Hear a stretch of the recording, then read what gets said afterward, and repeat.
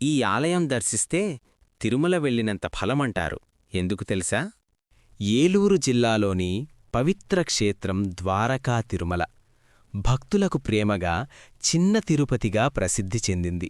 ఒకప్పుడు ద్వారకా అనే మహర్షి ఈ ప్రాంతంలో ఘోర తపస్సు చేస్తుండగా చీమలపుట్టలోనించి స్వయంభువుగా వెలిసిన శ్రీ వెంకటేశ్వర స్వామిని దర్శించాడు.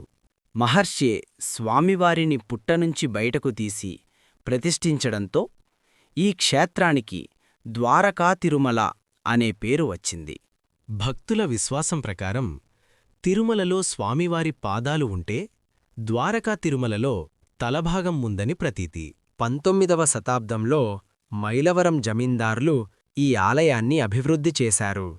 తరువాత 1992లో ఈ ఆలయం దేవస్థానం ఆధీనంలోకి వచ్చింది. తిరుమలకి వెళ్లలేని భక్తులు ఇక్కడ మొక్కులు తీర్చుకొని శ్రద్ధతో దర్శనం చేస్తే తిరుమల దర్శనం చేసినంత ఫలం లభిస్తుందని